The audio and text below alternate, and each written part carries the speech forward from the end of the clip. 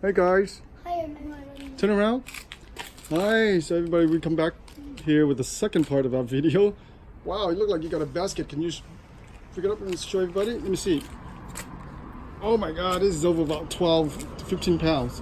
So my son is holding a basket. We just finished picking them. I estimate, let's see, it's about maybe 15 pounds. As you can see, 15 pounds. This little 8-inch diameter basket here. How many screens? I don't know, probably hundreds of fruit in here. So we just picked some of this fruit from this large tree here. The other one on our previous video in part 1 was that one right there with the basketball rim. So we want to make a second video to show you guys this bigger tree.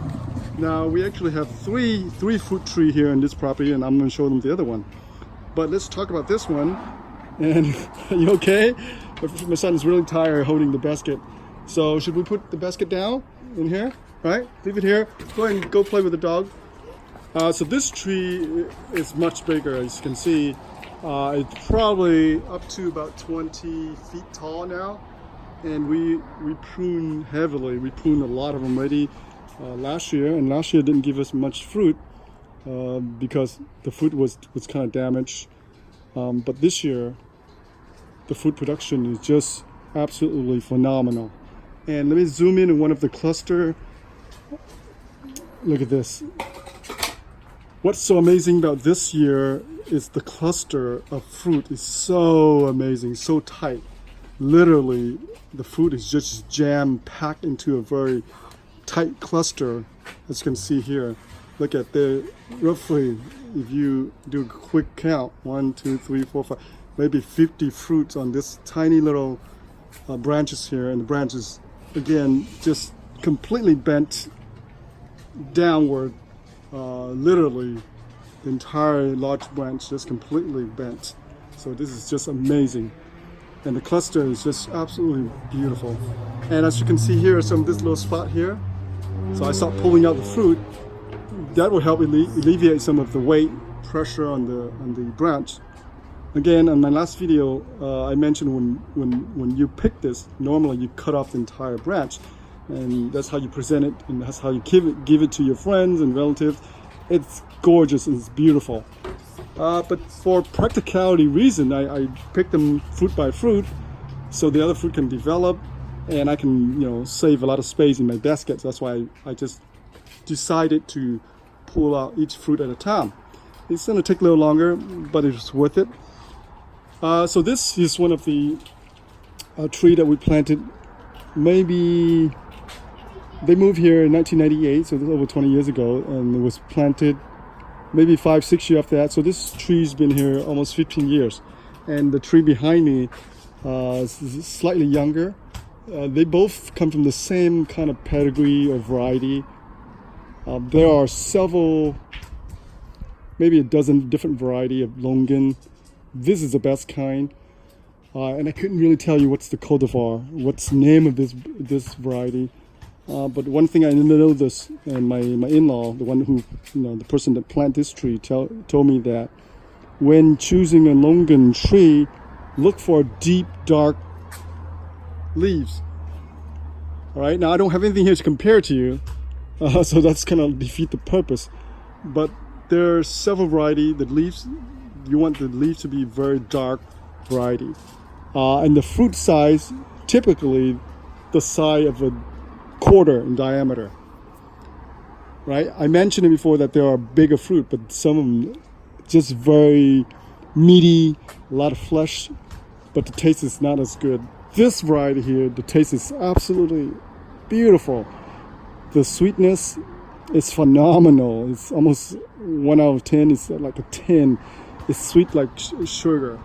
And the flesh, translucent, is very crunchy, very refreshing kind of flavor. Not like the market. If you buy in the market, you won't get this kind of flavor and quality. All right, so here again, let me zoom in another. Look at that.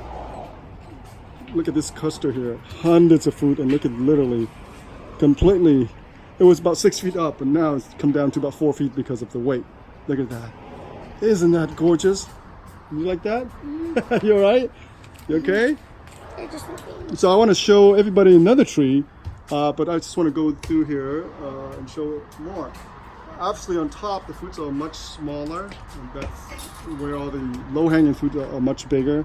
And that's great. That's great for us to pick them and select the best fruit. So here we go. So this is, look at that. All right, so I want to show everybody one more tree, and the reason why I want to show this tree is for a reason. Let's just walk to the front. Now, we planted in the front, or my neighbor, my relatives planted in front. Oh, by the way, we have to close the gate because we have a lot of thieves. People pass by here. When you see that tree like that, they will jump over the fence and they will come in and literally come in and break our branches, break the tree, and try and take the fruit. This is how crazy is our neighborhood.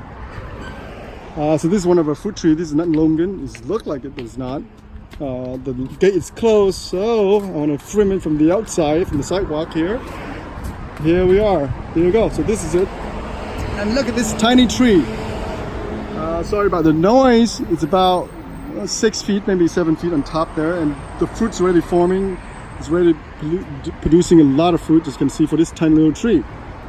Interestingly, this tree is a descendant of that tree in the back.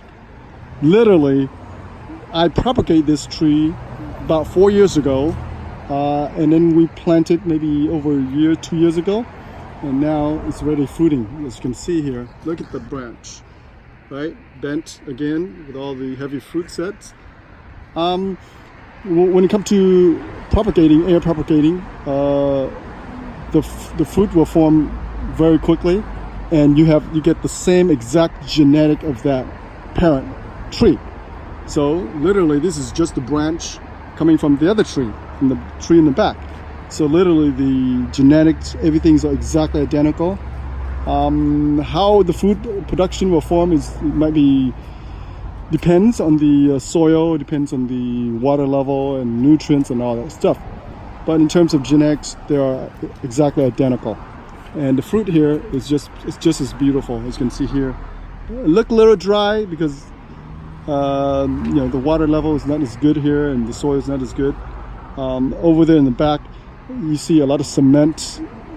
So the roots actually go underneath all the concrete, and from there, all the water is retained and almost like a mulch. Even though we don't fertilize it, we don't do anything. But typically, the roots already expand out more than 15 to 20 feet underneath the cement concrete.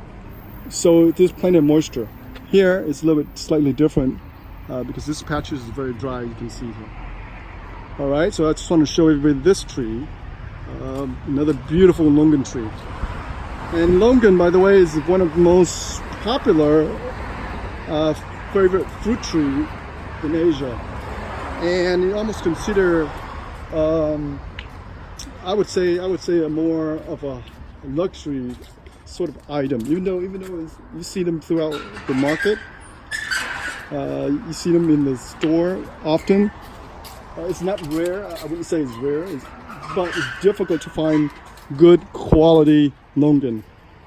So now a lot of these trees are planted in Hawaii, Mexico, and other part, especially obviously Asia is where it came from. But here in Southern California, the weather is just perfect for this tree. It stays green year round. It doesn't shed the leaf. So not like stone fruit, not like peach where all the leaves fall off. Longan tree retain all the leaves. It will shed some leaf, but it will produce new leaves. You can see this is new leaves. You can see lighter green compared to the dark green. You can see that.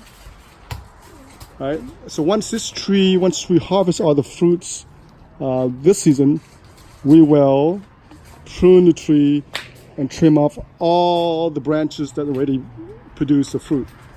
So once this branch is ready to produce fruit, there's no way anywhere else the fruit will form because all the fruits are at the tip of the branch, as you can see, right? See that? So all the main branch and all the side shoots, the tips, that's where all the fruit are produced. So once it's done, all this will be cut off. Some of the larger branch will be cut off so it can produce side shoot, and from there, that's where the fruit will form. And this is a good example. So this is a newly formed branch. So this one, by next season, this one possibly might form a cluster of flowers here, and it's where the fruit will form. All right, and you can see a lot of pruning, big time, right? So this is the new branch. So this one would definitely, potentially, potentially might produce a cluster of flower and fruit next season. And everything else, like those, everything else has to be either chop off, prune off, so then the side shoot can produce, and that's where the fruit formation will form.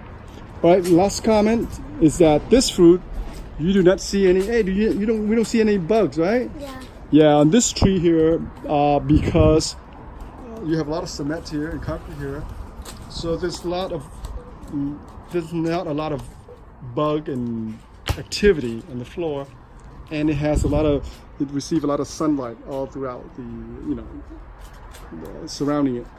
So therefore, it doesn't have much bugs compared to the tree in the back house.